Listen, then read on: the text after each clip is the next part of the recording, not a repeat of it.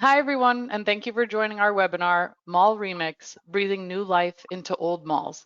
Before I hand it off to Jason Besky to start our panel discussion, I would like to go over a few items. Please note that all attendees will be on mute for the duration of the presentation. If you have a question, please enter it in the question section. Questions will be answered at the end of the presentation in the order they were received. This webinar is being recorded and will be provided to attendees along with a certificate for your records in an email after the webinar. I'll now turn it over to Jason to start our session. All right, welcome everyone. Thank you for attending, and we look forward to today's roundtable discussion. My name is Jason Besky, and I am a senior urban designer with Stantec's Urban Places in the Washington, D.C. area. However, today we pulled together a roundtable of experts that David Dixon, colleague of mine, and I will move through the discussion. We'll go over the topics in a little bit.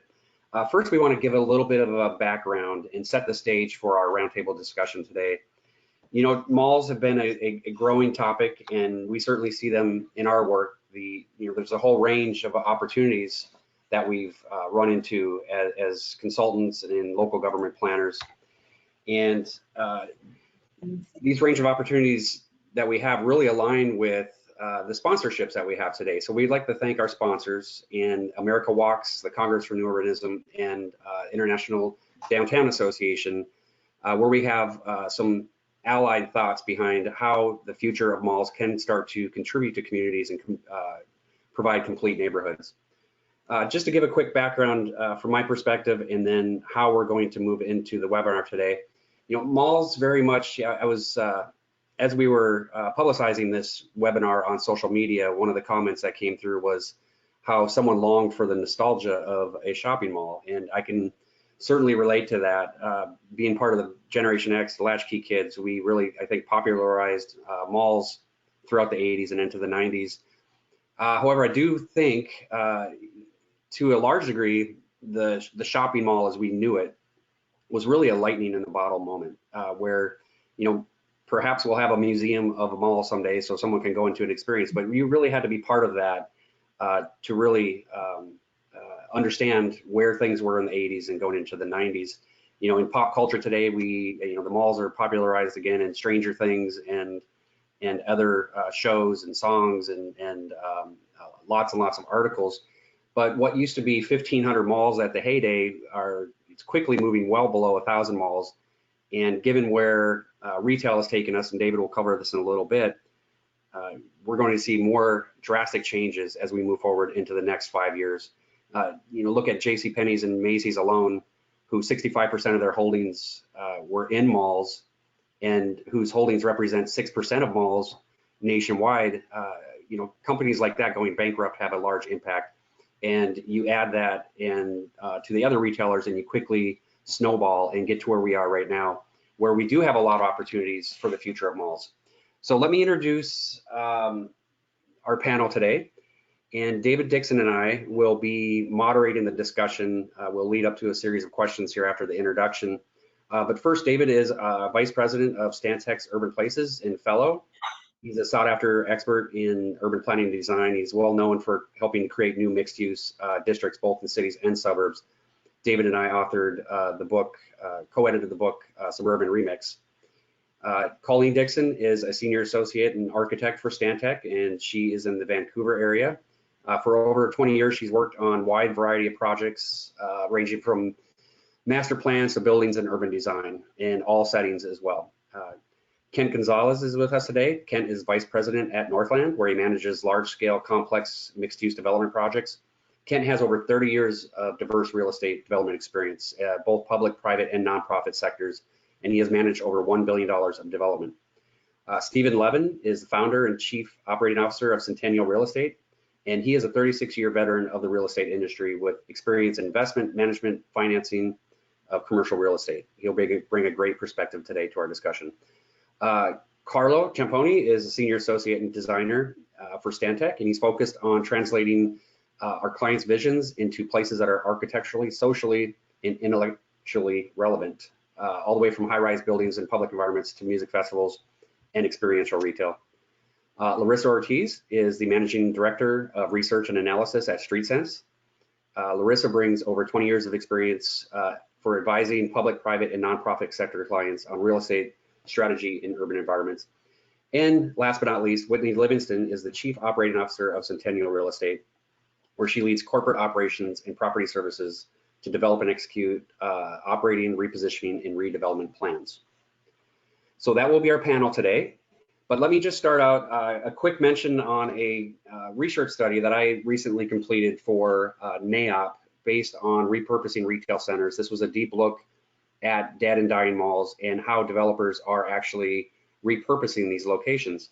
And to give a little bit of a framework for today's discussion, there's really kind of three general areas. Things can kind of shift between these areas or maybe fall slightly outside of it, but repositioning is an opportunity. The image shown here is 100 Oaks Mall in Nashville, which went from a mall property to a agglomeration of Vanderbilt Medical Center's offices that occupy a majority of this mall, which has brought this mall property itself back to life.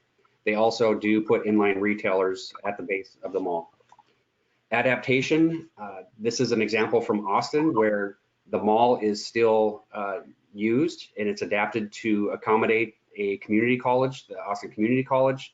But at the same time, the parking field is being adapted to accommodate a mixed-use neighborhood that will feed into the mall. And then finally, redevelopment. And when I talk about redevelopment, it's a complete redevelopment of a site where a mall is torn down and redeveloped as oftentimes a mixed-use neighborhood. There are increasing examples of Amazon acquiring these sites and redeveloping into fulfillment centers.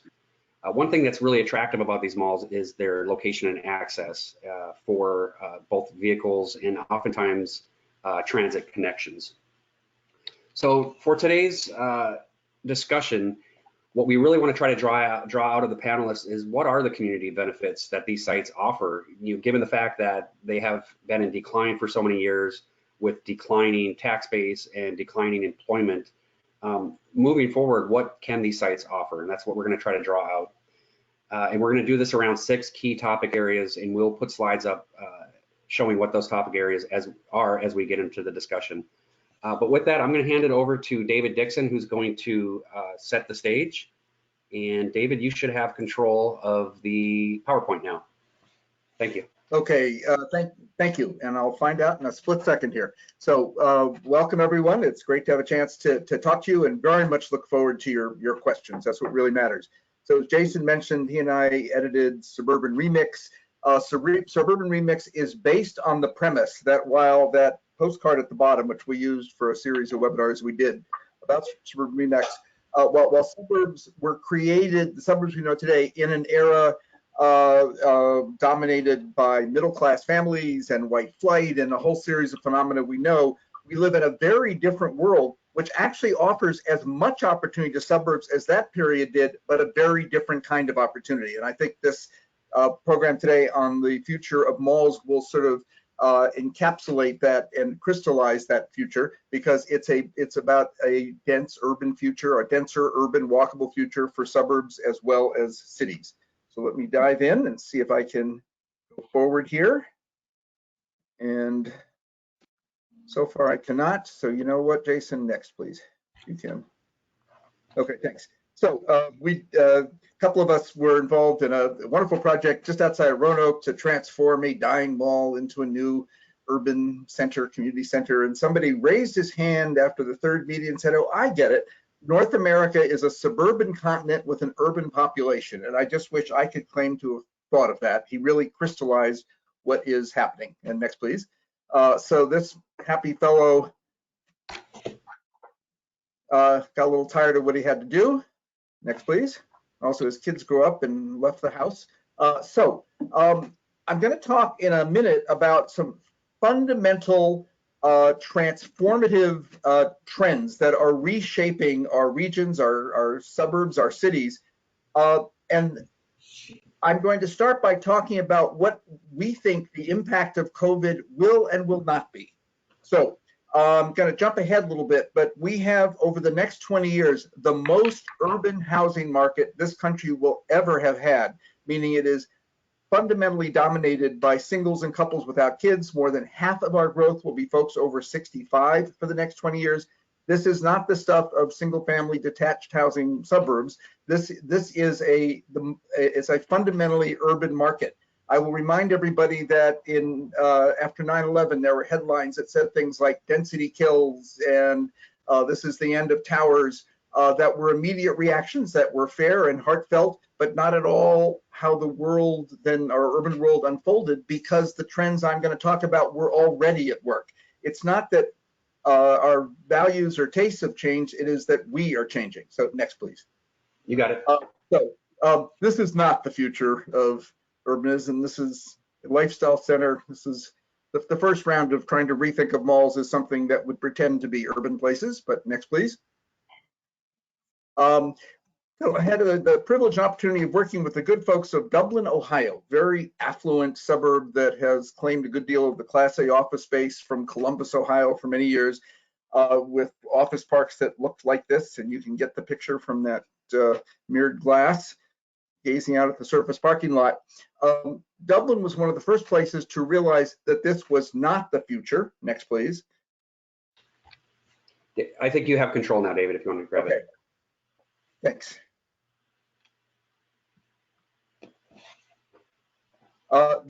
And Dublin is creating out of failing strip centers and outmoded suburban office parks, a genuine walkable downtown. And to me, nothing better captures the future that malls can bring to suburban communities as their new centers, their new hearts, and also their new fiscal engines. Next, please.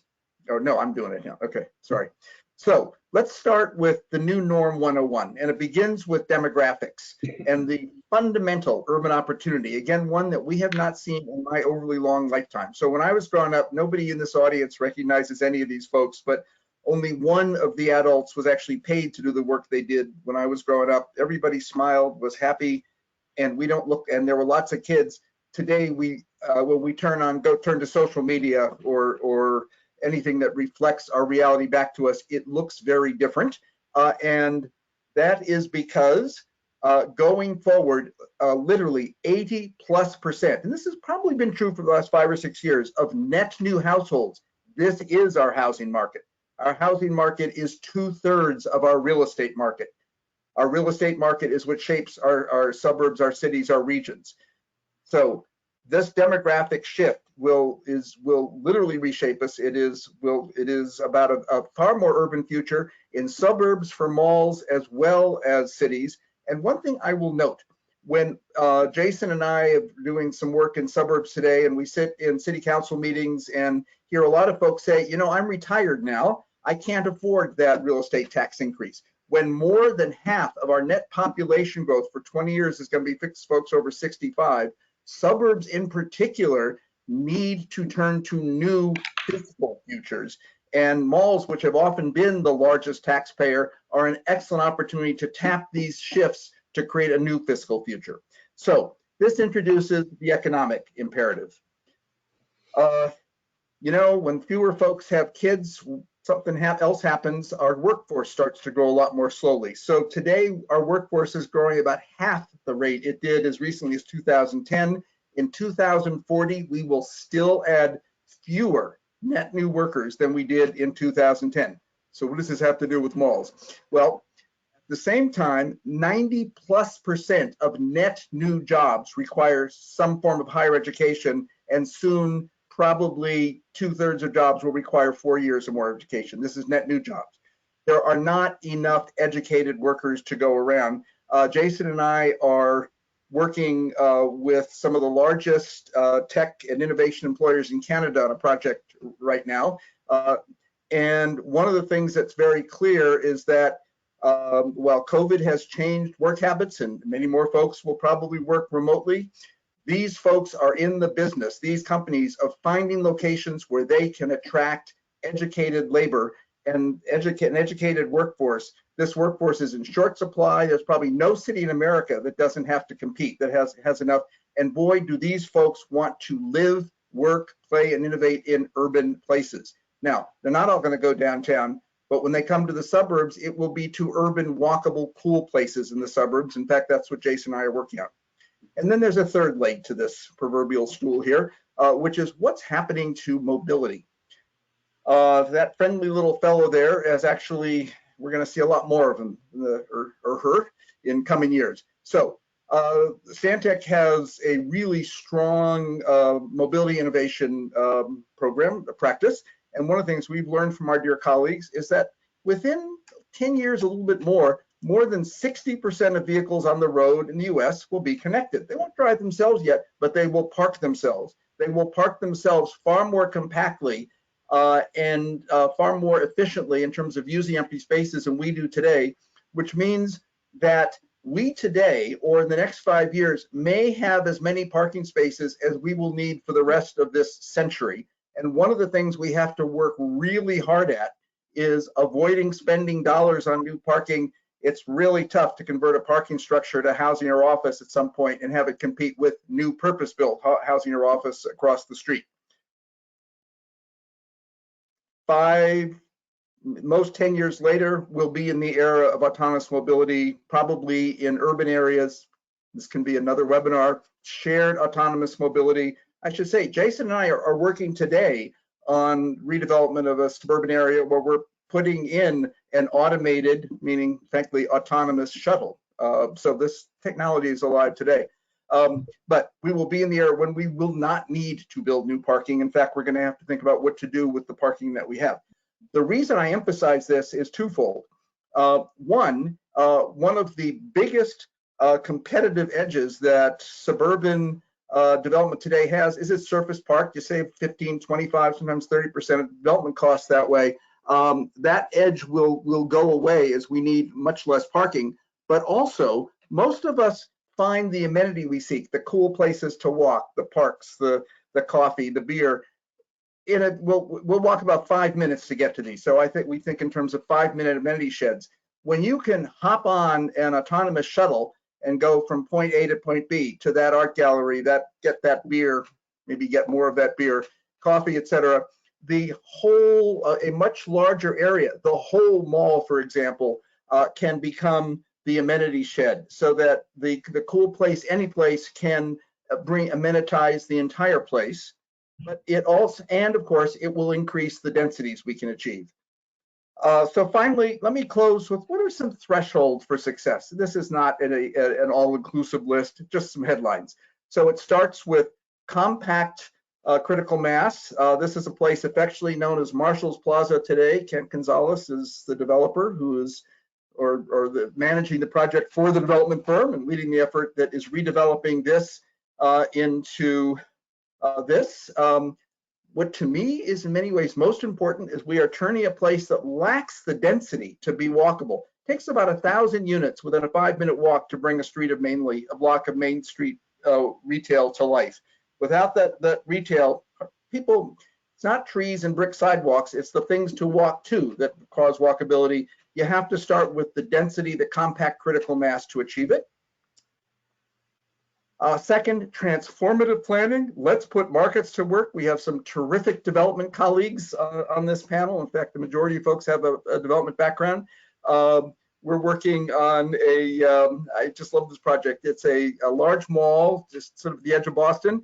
As the big box retailers there shrink in terms of their business and need less and less of the acres and acres of parking, that parking is being transformed into a new mixed-use walkable neighborhood. This is mall remix at work, happening block by block over time. And then I want to conclude with authenticity. I had the privilege and honor of working on planning for a project that is now basically 9 million will be soon 9 million square feet. Jason, I think anyway, in Tampa, Florida, Water Street, terrific project. But it is not the millions of square feet of office or new condominiums that are going to be character. I need to ask you to go next, please. The authenticity will come from how we are able to bring they are the living culture of Tampa into the midst of this place. The fellow doing a wheelie is wheeling down something called Maker's Alley, which is just a lost space that's being used to bring in the coolest chefs and ceramics makers and artists, etc., in Tampa to help be the living culture of this place. To the parking garage on the right side of your slide was lined with very inexpensively with artists on the first floor, because suddenly it was not the back of a development, it became the front. They get one bay of parking, so it goes about 20 feet in, very simply finished. But 25,000 people come on Friday nights to tour these artist galleries and then eat in the restaurants in the development behind this. But more importantly, it is now, every day, it is new because it is tapping into the artists, those who represent the living culture of the Denver region. Next, please. And I love to conclude with this image. We're doing a plan. This is actually for downtown Memphis, but this is about really looking to the diversity of your communities and bringing it into the heart of what has been maybe corporate and not so diverse in past. This is actually sort of at the edge of downtown, to bring their creativity, their drive to help us find the authenticity that comes from our living culture and our living communities. So thank you. I look forward to hearing from my panelists and your questions. All right. Thank you, David. And I think to illustrate your points at the end, because I mean, you obviously showed Tampa and downtown Memphis, but I think lessons can be learned, and that the ingredients that work in cities oftentimes will work in repurposing mall sites, and tapping into the local culture and authenticity is extremely important. So we're going to kick it off here with the roundtable, and we have a series of questions. The first category is going to be around ownership and consolidation. I do want to mention too, I'm going to go ahead and put a link in the chat box if you want to access that to the repurposing retail center study that I completed from NAIOP. So if you want to grab, I'll get that in there in a little bit. If you want to grab that sometime throughout, that'd be great. You can click on the link. All right, so I'm going to kick this off, and I'm going to ask a question of Stephen regarding ownership and consolidations.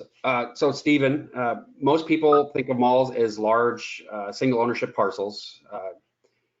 However, we know that reality is far more complex with ownership structures, et cetera. So from your experience with Main Place, I know that's a mall you had worked on, maybe you would describe that a little bit, but how did the ownership and site control impact your ability to achieve a complete neighborhood in that area? Sure. Can you hear me? Yep, we hear you soon. Okay, good, because apparently my camera isn't working well, but fortunately the microphone is. Well, thank you for the question and for including me on the panel.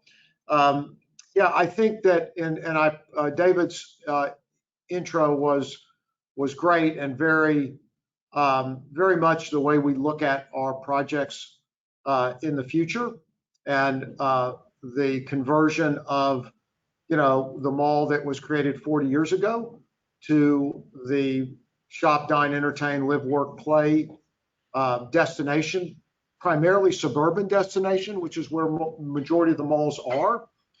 And the challenge is, we've spent years doing this, and the interesting part about it is, as David's described, what you want to do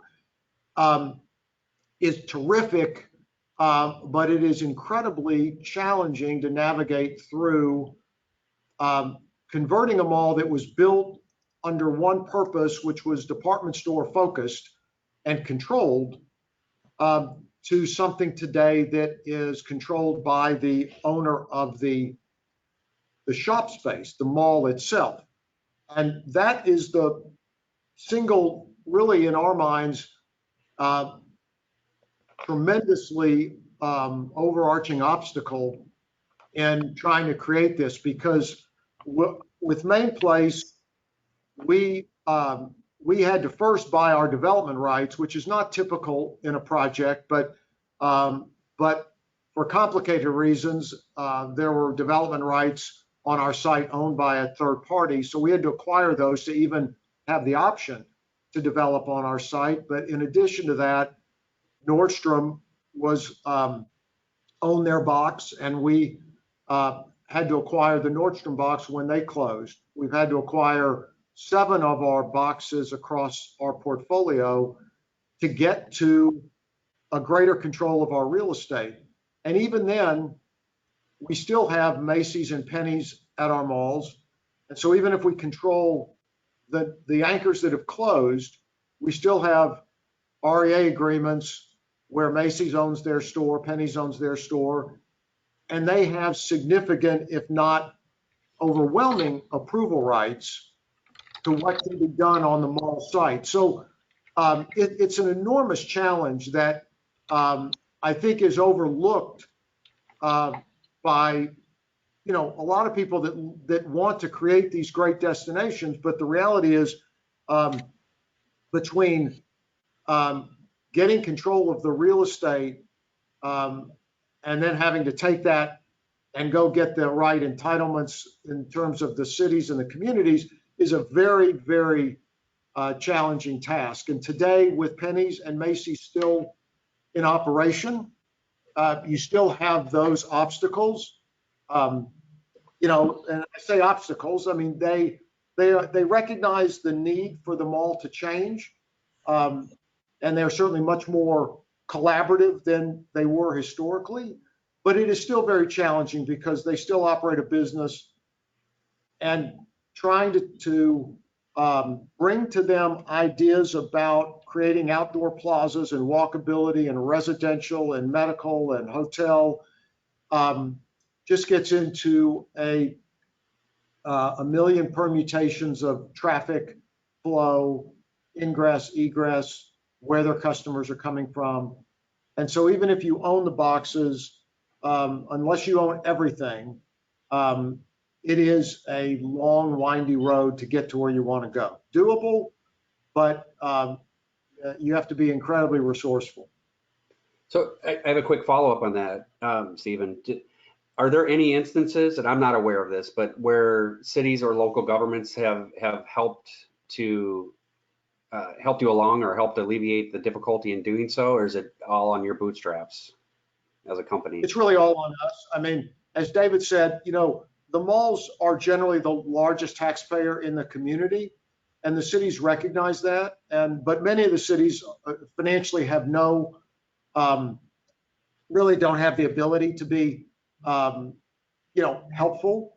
Many do with incentives that are, based on development. But in terms of really helping you get control of your real estate, it's not something that really happens. So you're really on your own, which is the further challenge, is because it is tremendous capital investment. And if you don't have that and don't expect that, these department stores, they value their real estate much differently than we value their real estate.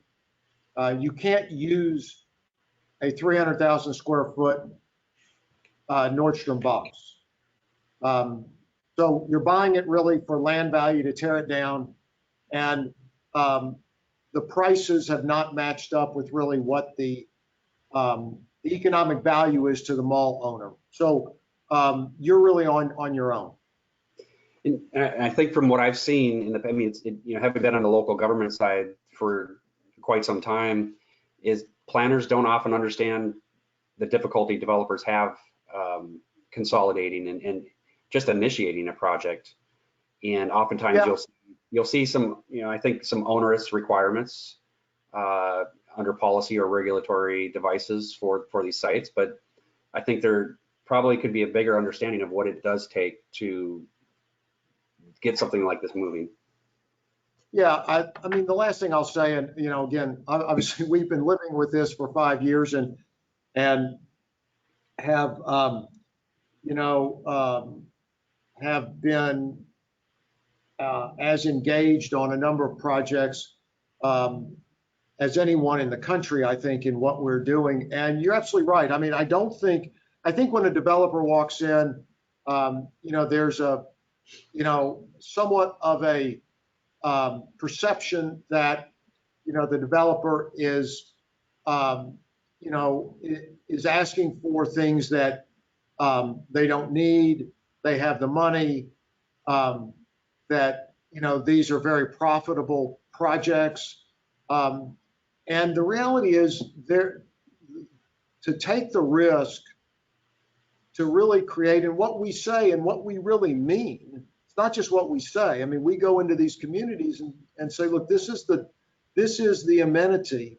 We want to make this the most dominant amenity for the community, for everyone to enjoy.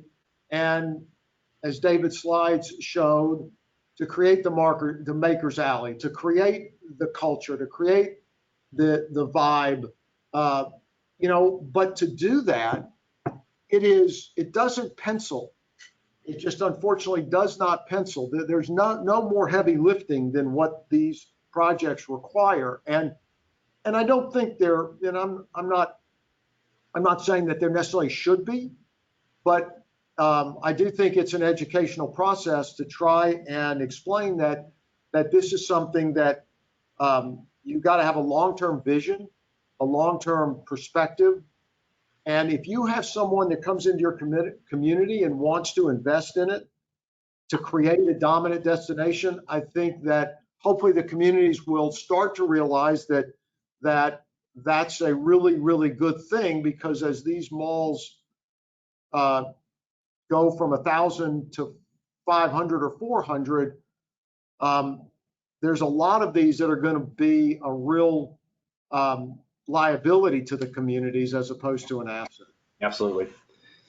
Okay, and I think you made a good point, is that, if I were to take it further, is, while these mall redevelopment sites offer amenity for the site in which it sits and the immediate surroundings, they oftentimes really become a much larger community benefit, both from the social and economic aspect. So I think that's really important to keep in mind. All right, why don't we move on to topic number 2? David, I'm going to let you lead the questioning for this, and it's around public policy and incentives. Okay, and I'm going to ask questions of 3 folks. So I will promise to be brief and help everybody. And I know you're all very good at getting right to the point. So, so just to pick up on the note of the real strains on the public sector, and I'm going to reemphasize that in suburbs are aging actually faster than cities. And having sat through city council meetings where person after person stands up and says, I'm on a fixed income now, I can't afford anymore to have my real estate taxes raised. And these folks vote, so the real estate taxes don't get raised. You got to find places like this to do it. And talking about public resources, Larissa, I've had the privilege and honor of working with you on lots of terrific projects and never heard you quite as concerned as you are today. You've been talking about, to Jason and me, you talked a lot about just the devastation that COVID has really caused to retailers and retail, and the importance of the public sector finding a way to step in to help launch the next generation or restore the current generation. Can you talk a little bit about that?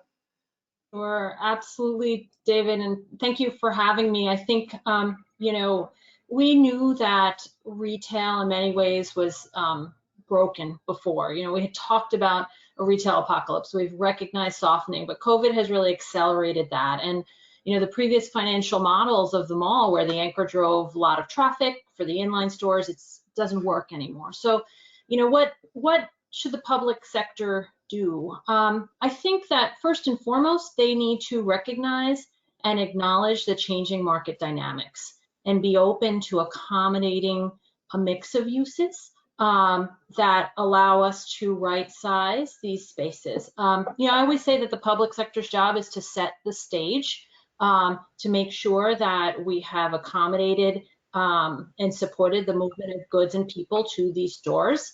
And I think that remains critical. This is an opportunity for us to fix a lot of things that were perhaps broken with the regulatory and zoning frameworks that existed. So I'll mention, enabling much more flexibility in uses. Many communities have a lot of fear of residential development, for instance, because it brings school children, and we face that. How do we recognize that we're going to have to support mixes that perhaps people weren't quite open to before? The other is this belief that, ground floor retail was the one thing that enlivened spaces. I think we have to be ready to acknowledge that the amount of retail we can perhaps support in these places has been reduced, and that how can we provide thoughtful approaches to non-retail ground floor spaces that continue to create great environments, perhaps through flexible guidelines and design guidelines that are developed with a recognition of those challenges. I think things like signage restrictions that are embedded in so many codes really keep businesses from, catching the eye of consumers, and we're often involved in changing those frameworks to enable businesses to better run their businesses. And then, I think mobility and infrastructure, if it comes to setting the stage, the best thing that we can do to support retail is making sure that consumers, goods, and services can get to those businesses and vice versa. And that means the networks around these sites are really critical. Do they accommodate a wide variety of uses? Is there connectivity for walkers and bikers and drivers? And how are these malls connected to what's around them? And I think those are sort of some of the basic starting points when we think about what the public sector should be thinking about. Okay, thanks a lot, Larissa. I would love to follow up with you, but I think we're going to need to move on. I will note very quickly that the example I used before of artists work cell gallery spaces, basically in that parking garage. They would have liked to have had retail. They couldn't make it work. Boy, those folks do not pay a penny of rent, but they do bring literally 25,000 people every Friday night, or most Friday nights, to Belmar, who then go eat in the restaurant. So those are the new anchors, right? Yeah, exactly. Yes. So Kent Gonzalez, I've had the pleasure of working for you on a very interesting project, basically a new higher density mixed use walkable redevelopment, a very cool place in a suburb that is basically almost entirely single family, very politically active, long resisted change, and frankly can afford to. It's a fairly affluent suburb. I know that you worked and was really impressed with how well you worked with your neighbors and the surrounding community. Nevertheless, some of them chose to put on a citywide ballot across Newton, Massachusetts, a referendum on whether to overturn the council's approval of the project.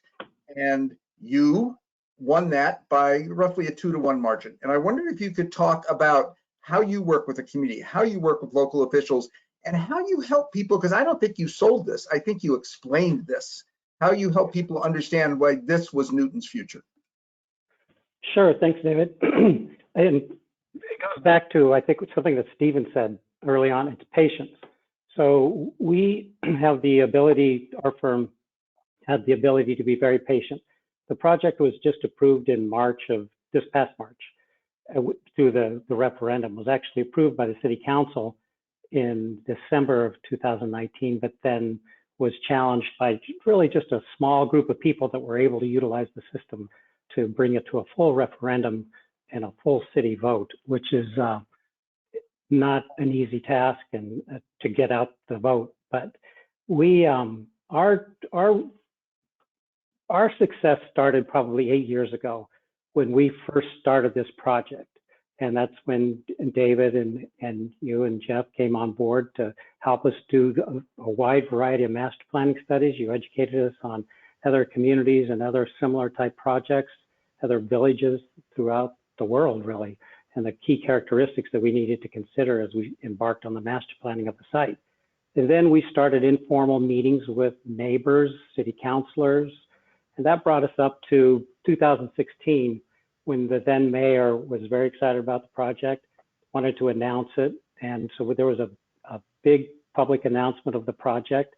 And that's when we started the sort of call informal public meetings. Prior to that, we were really meeting privately with staff and just trying to get ideas. But this started our really informal public process where we reached out to every community group we could, every city councilor, particularly the councilors in our ward.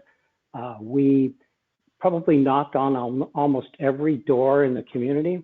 And I want to just emphasize the point that David made earlier about this being an affluent community.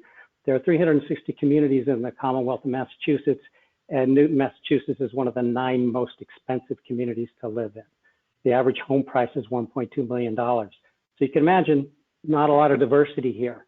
And we focus on rental properties, so that this community was a key target for us because there really are no apartments.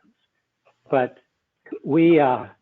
so we were able to, again, working with all the community groups, the affordable house, there's minimal affordable housing. I think in the previous, I want to say 10 years, there were maybe 14 affordable units created, and we were building 140 as part of our project. So we were able to get a lot of support from the affordable housing advocacy groups and also the sustainability groups.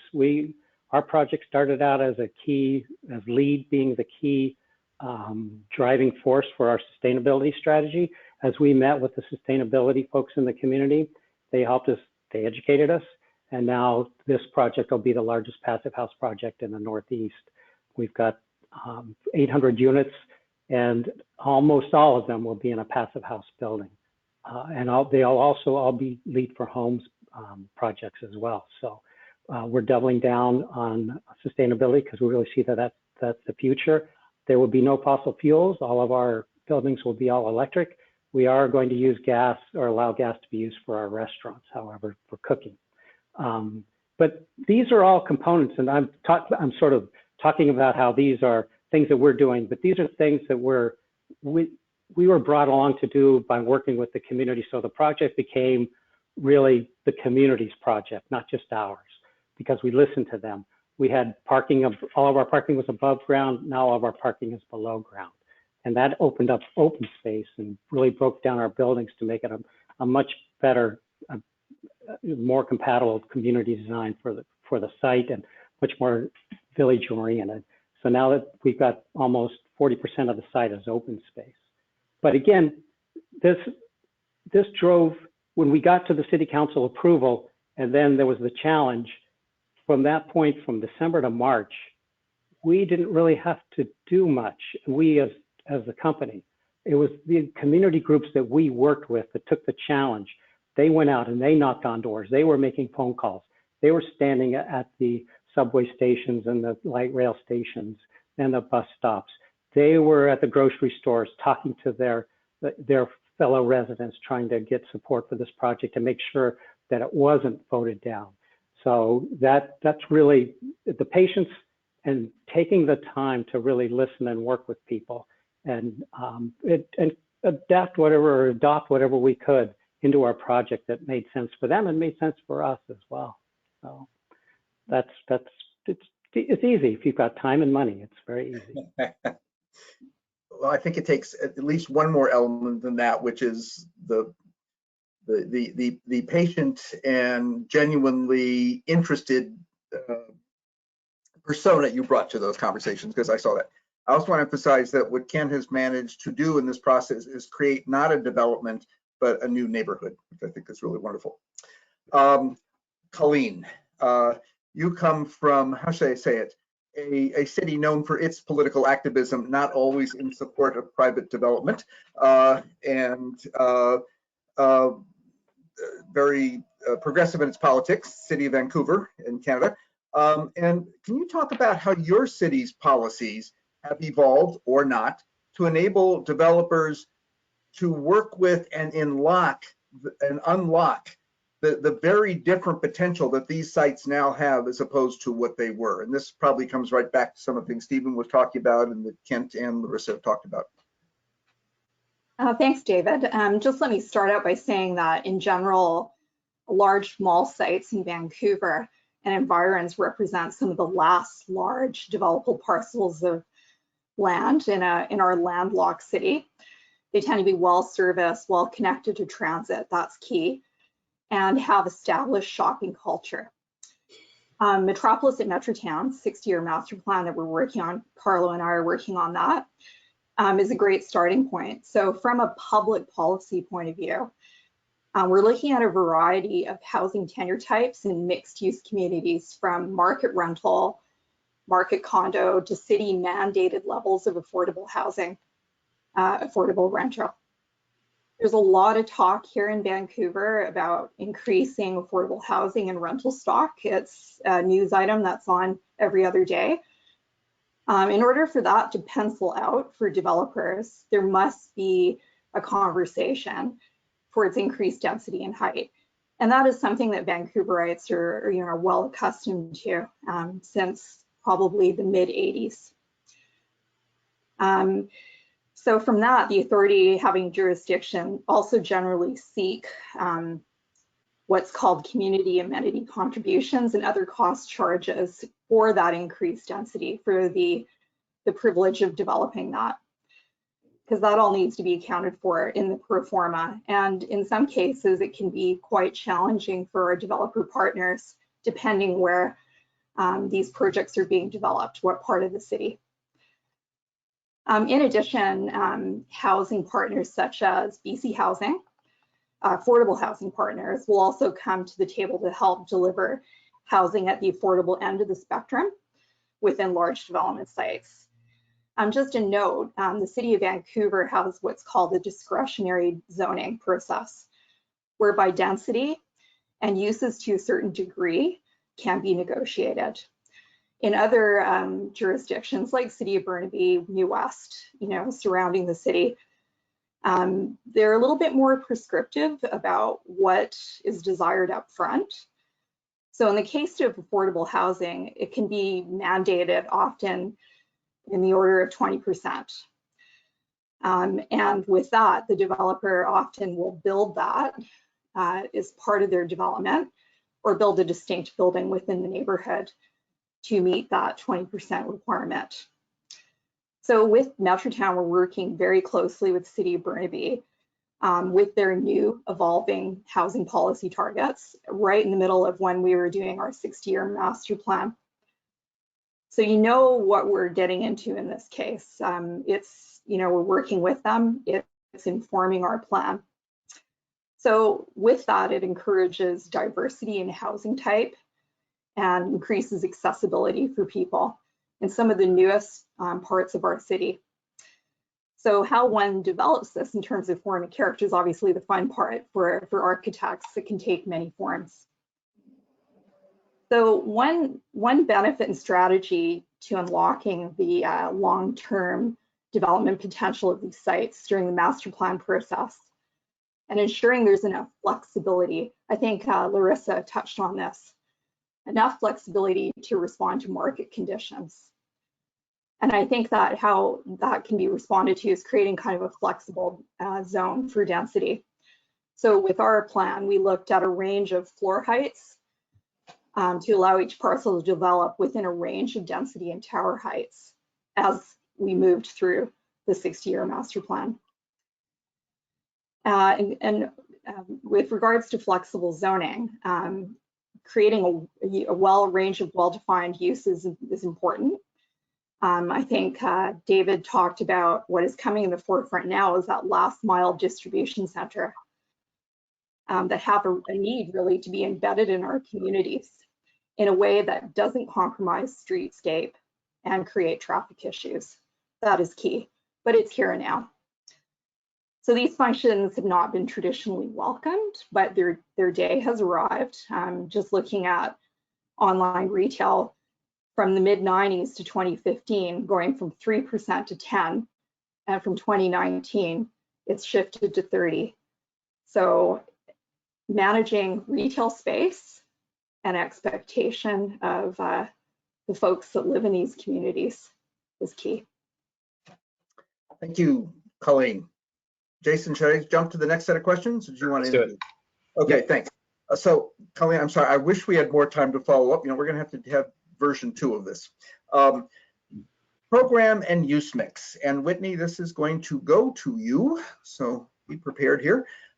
You've talked a lot about how proud you are and excited you are about the work you're doing at Hawthorne Mall. In terms of creating an 18-hour live, work, play, and all the other good stuff environment, could you talk about what mix of uses you're creating and how you're thinking about making that, designing and programming that mix to really make 18 hours real? Sure, yeah. Well, thanks for having me today. So Hawthorne Mall is a mall, fantastic real estate, located in an affluent suburb of Chicago called Vernon Hills. And, you know, as Stephen was talking about Main Place, some very similar analogs here. As I mentioned, bullseye real estate, great market, strong demographics, but really built for yesterday's consumer. And so as we go through our planning process, and, you know, and it's really extremely holistic, kind of from the ring road into the project and looking at, you know, not only kind of traditional retail uses, but also mixed uses. So, you know, hotels, multifamily, office, sometimes medical office, but then also what's the right mix of the retail. So, you know, yesterday's malls were often, you know, primarily focused on soft goods. Now it's much more a blend of soft goods, restaurants, entertainment, fitness, adding a grocer, adding kind of all the different uses that are not only going to extend the length of stay for consumers, but also increase the frequency in which consumers are coming to your project. And that then ultimately makes your asset more relevant to them. It also increases brand loyalty for the project. And so, as Stephen mentioned before, this, you know, live, work, play, shop, dine, entertain, you know, when all of that converges, you have an 18-hour a day destination. And so at Centennial, we look at achieving that by going through a 3-phase process. The first phase is value preservation. So, you know, we want to protect our asset and our investment. And so we go through immediately kind of a repositioning process of, you know, identifying what the opportunities are and then activating that center through strategic messaging, creating a consistent rhythm of activity at the project. So both in the common areas as well as with our tenants. And then lastly, with placemaking. And we had the opportunity to work with Stantec at 2 of our Chicago properties, Hawthorne, as you mentioned, David, as well as Fox Valley in Aurora, Illinois. And both properties, we were in this first phase, we were challenged with trying to create a really important kind of pivotal primary space in the project that would create another reason for consumers to visit the asset, but it would also create, you know, kind of a buzz about the property with tenants and became or would become a reason existing tenants would want to renew or prospective tenants would want to come. And so ultimately what we designed for these 2 assets are essentially what we now call our center parks. So taking the kind of previous center court gathering space, we transformed that real estate into an indoor park experience of kind of the convergence of tech and placemaking and really unique design, as well as kind of games and activity and unique vibrancy that now, again, really achieves that goal. And then the last 2 phases, that while kind of phase 1 continues and we're focused on that strategic activation, phase 2 is value exploration. So going through the master planning process, working with the community, understanding, you know, what the real opportunities for transforming the space. As we all know, typically malls are overbuilt. You know, no one needs a 1.3 million square foot mall anymore. And so how do we repurpose that underperforming space, starting with department stores or vacant department store spaces, and then really working inward and reducing the interior small shop space. So going through that process, and then ultimately the third phase is the value creation. And that is getting the entitlements, getting the incentives that the team was just talking about to make that financially viable. And again, and then ultimately kind of the last piece, which I hate to say it's the simplest, but as you have all said, you know, these are very complex assets that require a lot of time and a lot of money. The last piece is almost the simplest, and that's just going vertical. Once you have a great plan, building and executing on it. So, that's how we look at merchandising and planning and specific to Hawthorne Mall. Thank you. Listening to you, it's fascinating to realize how you're all able to see these things as assets at one moment and at the very same moment as community building. And Sure. work from both perspectives. Kent, very similar question to you. So when you were looking at the project in Newton, what did you see as really essential to give it the kind of the life and vitality that was so important to you? Because I remember you talking about it. And there's two parts to this question. The other is, how did you make economic diversity, that means affordable housing, work, particularly when there hadn't been much of it? Well, yeah, it's this property portion of it we've owned. We were the original developers of the Marshalls Plaza that you had shown in your earlier slide, and back in late 70s, early 80s. So we've owned the property, most of it for quite some time. And we acquired adjacent properties that were really made up of an historic mill building and then a sort of an outdated, obsolete, also historic, but not deemed historic enough to renovate or save another old industrial property. So we had time to sort of evaluate. And there was a time, probably 12 years ago, that the project was evaluated and a process started to create an old-fashioned lifestyle center anchored by a big box with some perimeter multifamily. So luckily that didn't go anywhere. So we waited a while and continued to watch the market, and knowing what we know about Newton, actually our headquarters are there, but this is really, it's interesting that this 1980s project's really the only project that we've ever really done there until now. So we've been watching the market, and we know the community. We know that we're developers of rental residential property, and that the market was just screaming for this, because there's no place. Empty nesters want to go someplace. They don't want to leave their community. They don't necessarily want to invest in a condo.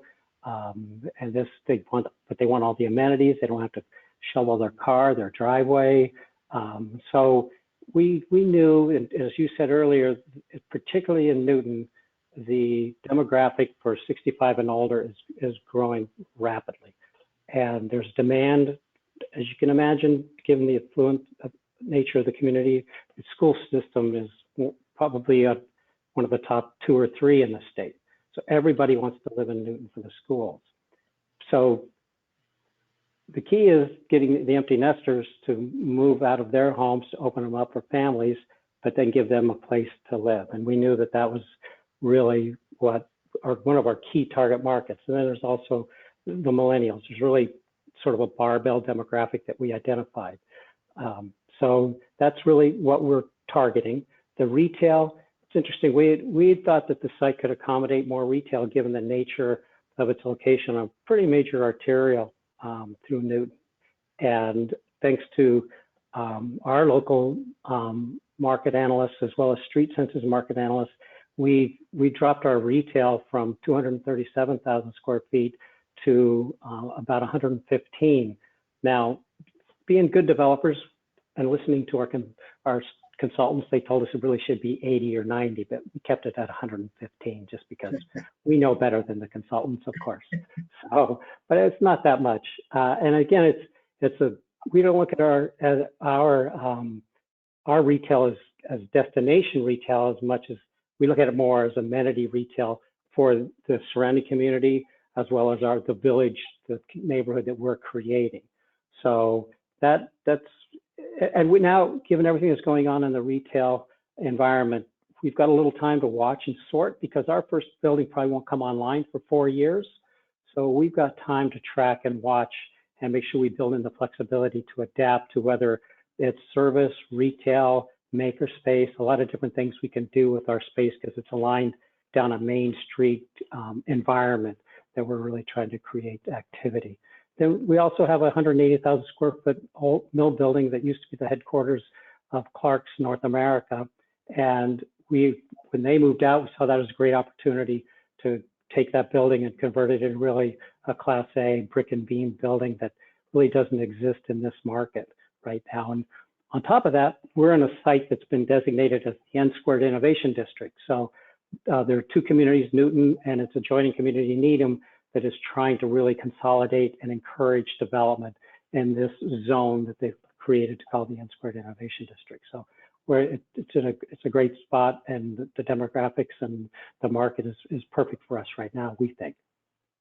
I'll just as a quick note, because I've done planning for the this innovation district, that some of the first companies who showed up would not come to any of the sites in this district unless they knew there was going to be new housing for the employees they were going to create, try to attract. Kent, so just very quickly, I'm going to assume did you cross-subsidize to create the affordable housing from all this terrific money you were making elsewhere, or did you need public investment? No, with no public investment. It's all internal private investment, and really you just have to work out the economics. Now, you know, nothing's easy and everything in Massachusetts, as I'm sure it is in a lot of areas, because of the outdated zoning system. Everything is negotiable. Everything has to be done by special permit. There's nothing really as of right, and you've got to work around the existing labyrinth of zoning regulations to try to get your project approved to allow for this type of really desired mixed-use project. So you find a balance to where once the communities, they keep asking for more and more, but you just have to explain to them that no more. If you want the garages below ground, you can't have more than 140 affordable units. If you want 200 affordable units, well, then the garages have to come back up. We don't want that. You don't want that. So we're still the largest affordable housing project ever built in Newton, and probably ever will be built in Newton. And now that's not saying much because they still need more, but you really just have to work within the economics of the project. And that's really the only way, because we're not seeking any sort of subsidy. Thank you. Sorry, just quick housekeeping. We have some questions rolling in, so we're going to try to move through these next topics and get to the questions. We want to be able to do that if we can. Thank you. I was going to try and find a less artful way of saying that, but thank you. All right, Larissa, I'm going to cut your question in half because you actually answered the first half already. So the second half is, what kinds of retail do you think really represent the best opportunities in these new mixed-use, walkable, town center, et cetera, places that your good colleagues here are creating? Sure. Well, first I have to say you have to ask the question whether retail remains a viable use. You know, as Kent mentioned, we're finding in many markets that they're over retailed and that other uses need to be considered. That said, you know, there are uses that continue to thrive. You know, as it was previously mentioned, we could put last mile distribution in a lot more places. It's often not allowed by zoning, and I think we have to be mindful of how we incorporate that use so that this place and needs to feel right for people. Non-store retailers, e-commerce, for instance, that's where we've seen year-over-year sales growth of up to 25%. So that's retailers that are embracing fulfillment, that are recognizing the power of omnichannel, and those remain opportunities for us. You know, COVID has done grocery and building supply very well.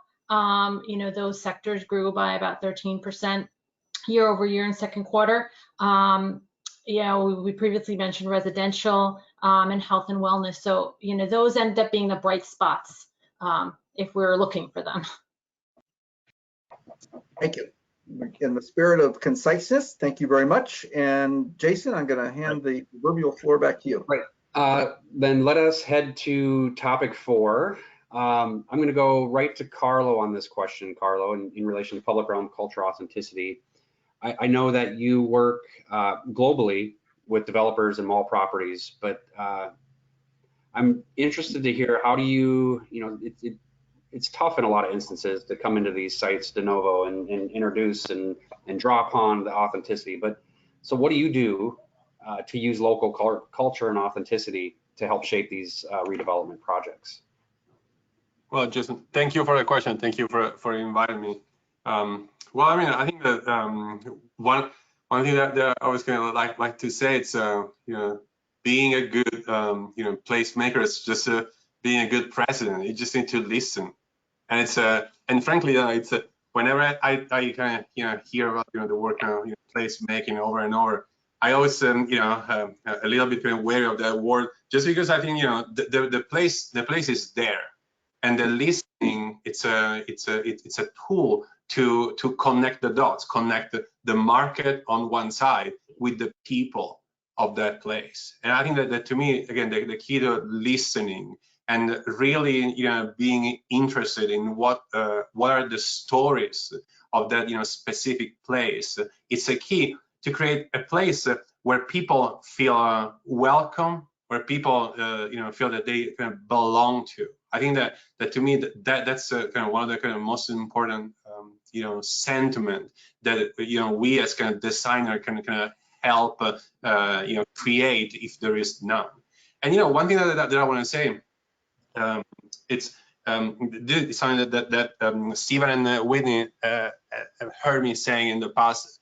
It's when I was in Italy, a long time ago before coming to the US, I used to hate malls because what they used to do, they used to basically, when they would come into urban fabric or outside the urban fabric, they would basically dry up that local culture. What you want to go buy bread in the main piazza of a place where you feel like you belong. You don't want to go out of where you can belong to go and do things in general. And I think that at that time I didn't really know US, but then when I came here almost 20 years ago now, I realized that the importance and the pivotal moment that we're going through right now. In the US, malls are places where people do go to socialize, to create that kind of hard to quantify fabric of society. Because in a lot of places, if you erase the mall, there is no place to go. There is no place to be together as a society, as a culture. And so I think that right now more than ever, when we see again the mall are slowly disappearing because of the unique act, the binary act of buying. Now it's kind of so easily done online that you need to have more excuses to go to a mall. But what I don't like to hear often is like a mall as a destination. The mall should be a place where you are. This is your place. Destination is a place where you don't belong and you go to visit. We want a mall to be a place where you just again belong and you go, even if you don't have anything to do, even if you have nothing to buy, you go there because you see that that someone that is going to be there. That something is happening in that plaza because it always happens. And so again, I think that listening to people, to me, it's the most important thing. So that again, you can really create that connection. That's kind of all you need. Have everyone feel welcome and belong to that specific place.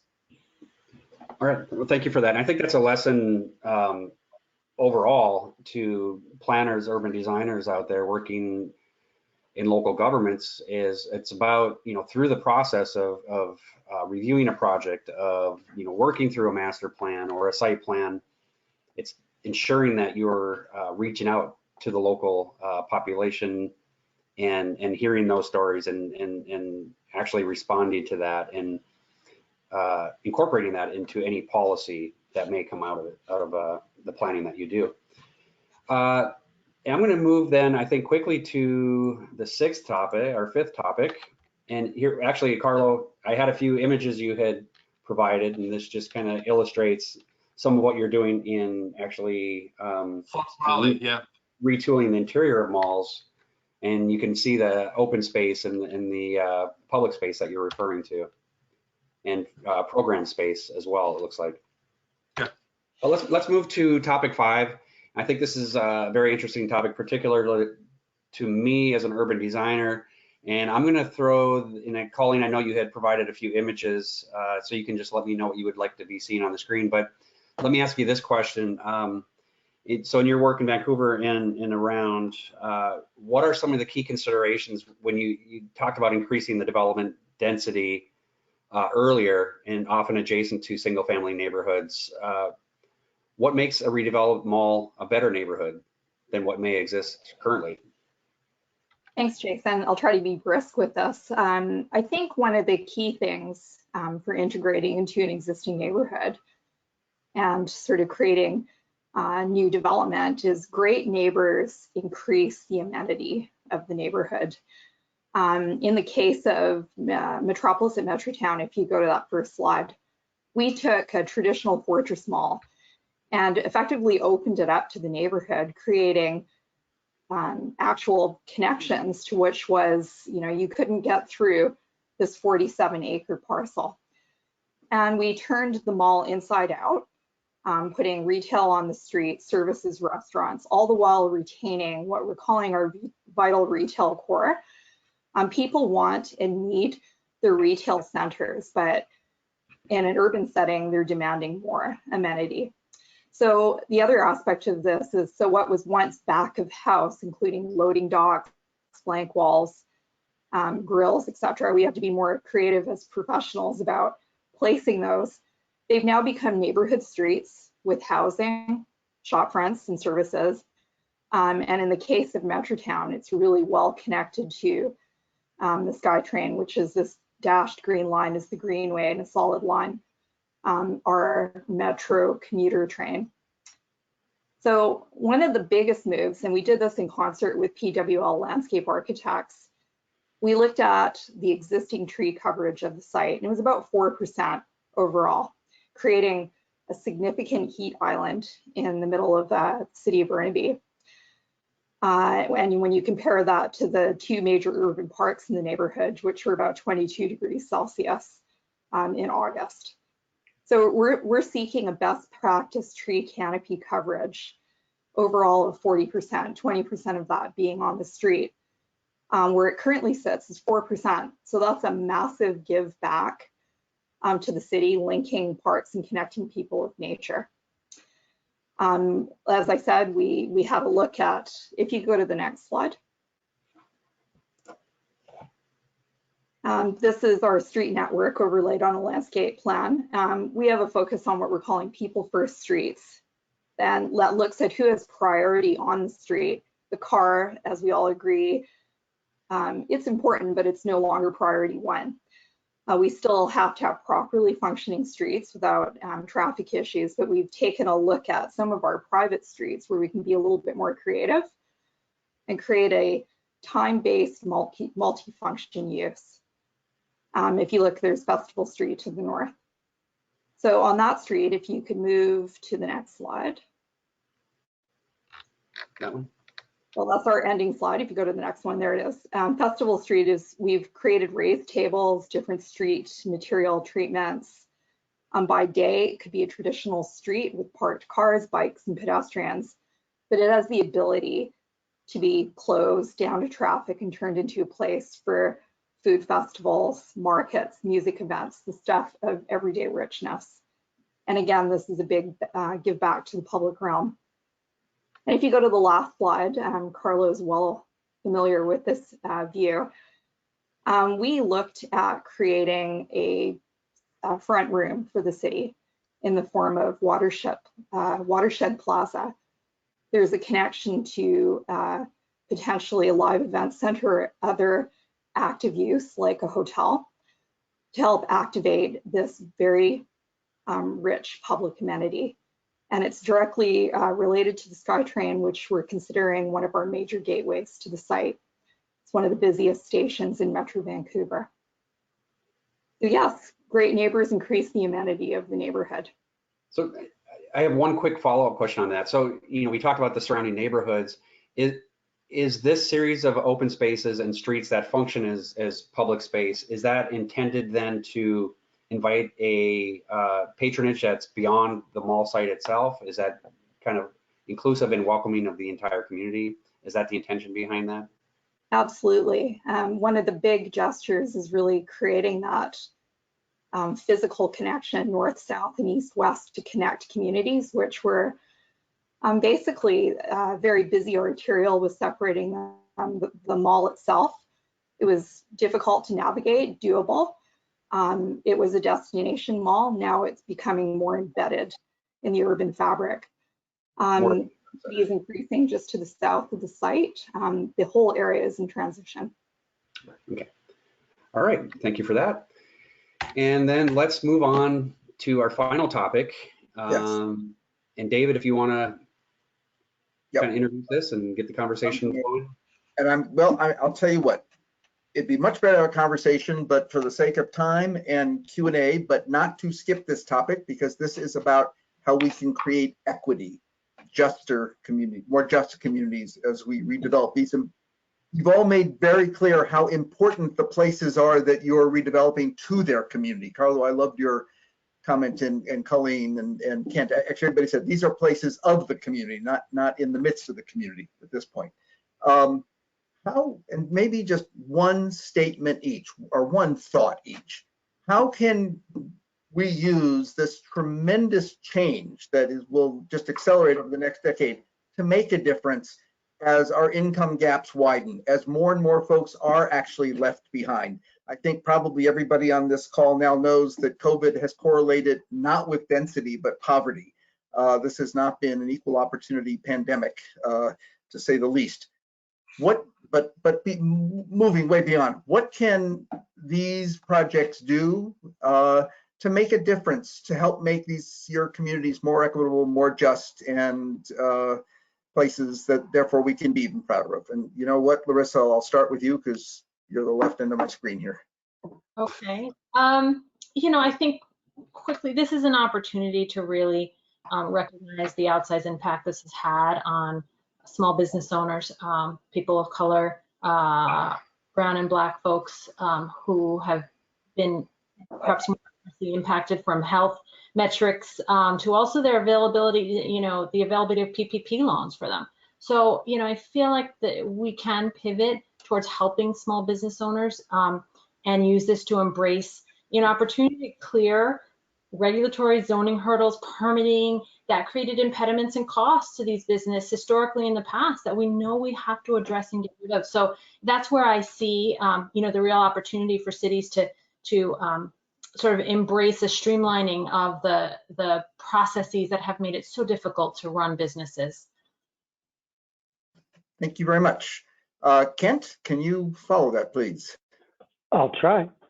I think that, really, I think we, as developers, we've got to find ways to improve the equity that we can provide through our projects. One of the other things that we're doing in our project of the 10%, or actually 10,000 square feet, almost 10% of our retail square footage is going to be dedicated to affordable or neighborhood retailers, people that are already in the community that will get the space at a reduced rent so that we can keep at least that much anyway.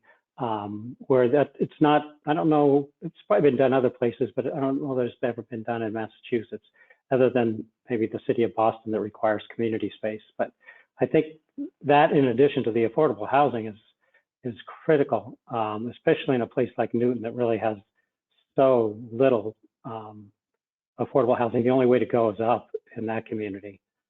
But I think it's anywhere we work. And it all goes through sustainability, also reducing people's energy costs, and not just through the cost of their, just their housing. And that actually reduces the cost of housing if you can reduce their energy costs. So that goes across the board. Thank you very much. Colleen. Taking a page from New Urbanism and quoting Jeff Brugman's quote on building local culture, I'm going to read a quote. Focus on planning, that's called creating a third territory of streets and squares where private interests and public uses are vitally interwoven. So really it's about creating a place that allows for multicultural possibility rather than a strict identity or marketing. Character evolves over time, but the space to do so freely should be considered in the evolution of these fantastic areas. Thank you. Jason, I am going to skip the two of us, I guess, and Carlo. Well, dude, I think that to me, it's going back to designing through the eyes of the people. It's I think that social success equals economic success, and so it's I think that every time that I look at projects that we design, or projects in general, to me a measure of success is if you can take a picture and look at the people in the picture and see at least 3 generations. That is a place that people feel that they belong. It's a place that, again, where there is diversity, where there's where there are different people, it is a place that's economically successful. So I think, again, to me, the key is designing through the eyes of people, and equity is going to be like a consequence of that approach. Thank you very much. Whitney? Yeah, I don't know that I could add any more. I think those are all great comments. I love what Carlo just said about, social equity equaling, a strong economy. And I think that's something that's really relevant as we look at, redeveloping malls and planning for the future. Thank you. And Stephen, you started, you can finish us here. Yeah, I think that, again, along the lines of Carlo and Whitney, our approach has been very much, as we've said, to try to become a part of the fabric of the community. I think you have to focus on the community. In main place, we are in Santa Ana. And what we've said repeatedly is Santa Ana is a very culturally rich community. And, you could look at this mall as being a focus for Orange County or a focus for Southern California, and miss the Santa Ana market, which would be a big mistake and a big miss. So, we have really focused on the culture of the community and making sure that what we deliver is for that community, throughout the community, the very fabric of the community and the culture. Because if we miss that, then our project is not going to be successful, and that's what's critically important. I think you can't design for what vision you would like. You have to design and embrace what is there, and what will be a place, as Carlos said, a place that people in the community feel that they belong. And that's the way we look at it, because I don't think you can, we don't want a project that doesn't deliver that. Mm-hmm. Thank you. As sort of a closing note, I will note that the number of folks living under the poverty line in suburbs, where most malls are located, has gone up by roughly 2/3 since 2000, as cities have become more affluent. And equity is not an urban issue anymore. It's an all of us issue. So let's now turn the floor over for the minutes we have to Q&A. And I know at least some of us can probably hang around after 3 if that's possible, but. So I'm looking in the chat. We have a few questions. Jason, I have them sorted per topic. If you do you want to answer or ask these questions now, or would you like to provide written responses just given the time, since we'll probably only be able to answer 1 or 2? I would like to answer 1 or 2, but if you have asked a question, we will certainly take your question and do our best to answer that and get those responses out. But I think while we have everybody here, maybe there's 1 or 2 compelling questions that we could end on. Sure. I'll start with the justice and equity, since that's the last topic that we discussed. We're currently working on reimagining the future of our downtown mall in Norfolk, Virginia, and reconnect the historic street grid. We'd like to further examine the precedents you discussed. Are you available to email participants the slideshow, or send us an email with the name of the next generation Life of Urban Malls? Absolutely. Yep.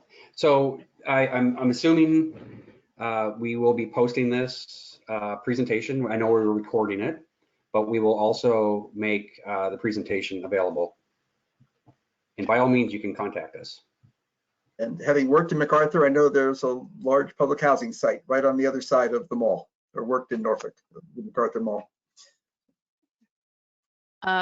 This question came in for topic 1. A lot of examples are in growing cities, regions. I am from a deindustrialized city in upstate New York. What do you see for malls in places losing population? What are the most common strategies for new life for them? Boy, so I think of, and I'm not sure, Whitney or Stephen, if Not for me. Well, I think that, look, I think if you're in a community that is obviously, for whatever reason, not growing and contracting, I think that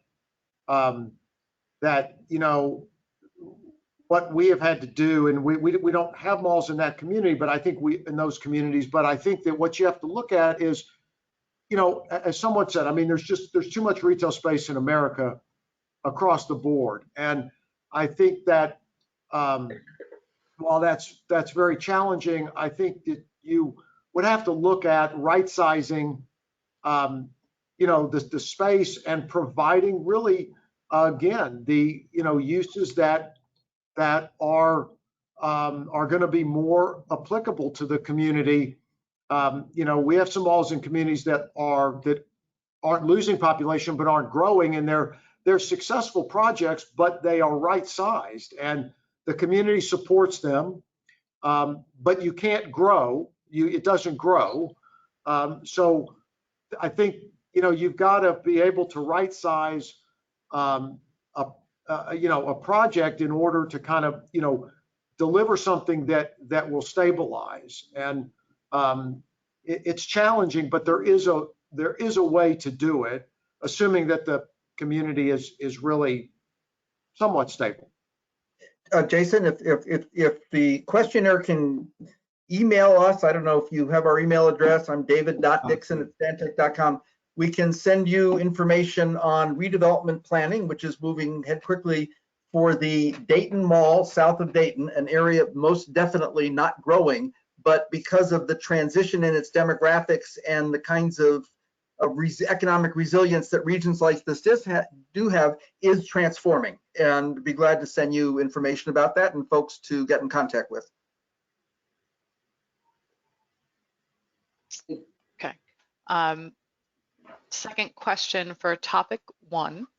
Other than hard money, what are things that agencies can do to help support site acquisition given REAs and other site consolidation?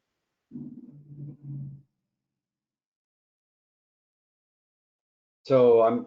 I think this sounds kind of like follow up to my question I had earlier, whether or not cities or local governments have in any way helped to incentivize or facilitate consolidation of sites. That's not my bailiwick. I'm curious if anyone on the call, on the roundtable, has any thoughts. Yeah, I mean, listen, if there is not a financial incentive that can be provided, which again is in our experience is certainly very limited with regard to cash. There are TIF and other increment financing incentives. Those are not helpful to really your acquisition. So if it's without the monetary consideration, really what the cities can do is to be very collaborative and very supportive of creating, of being behind you in creating the density, the uses, the variety of uses and density that will allow you to invest your capital. When they become very restrictive, because of various things, the schools or whatever it is, then they take away the developers' ability to create value, even investing their own capital. So I think they've got to be supportive of densifying the site and providing uses that they may not feel today are what they want, but ultimately what will help the developer create value for the project. Yeah, And if I Yeah, may, I would just, oh, if I may add, you know, the public sector is a convener, is a natural convener. You know, we worked on projects where we have, you know, so many players and partners, and that's where, you know, leadership is really critical in understanding the individual perspectives of various stakeholders, trying to gain consensus, giving them information that will help them achieve consensus, and setting the table so that you can negotiate a deal. So I'd say, I guess, in summary of that, and it does make sense, the regulatory framework, and that's good insight, Stephen, but regulatory framework should really allow for that variety and the density and flexibility. But at the same time, I guess looking closely at some of the urban design rules we covered, we're after 3 o'clock, and unfortunately our time is out. I think we could continue talking about this for another hour, but what we can do, if you have any questions left over in the chat box, well, by all means, feel free to contact us, the roundtable participants and David and myself. But at a minimum, we'd like to try to get to some of these questions and be able to post the answers to those, along with our presentation and the recording of the webinar. Jason, why don't you just repeat? So my email address is david.dixon, D-I-X-O-N @stantec, stantec.com. Jason? Yep, and we have it on the screen here, David. Oh, okay, got it. Okay. So, well, I guess with that, I'm going to thank everyone on the roundtable for a good. I actually took way more notes than I anticipated. This is very helpful in my perspective. And also thank you for all the attendees showing up. I know we're over time, but we had close to 300 of you. So thank you so much. I enjoyed the discussion and I look forward to future discussions around this topic. So everybody have a great day and thanks again. Thank you all Thank very you. much. All right. thank you. Go forth and do great things. Exactly. Bye.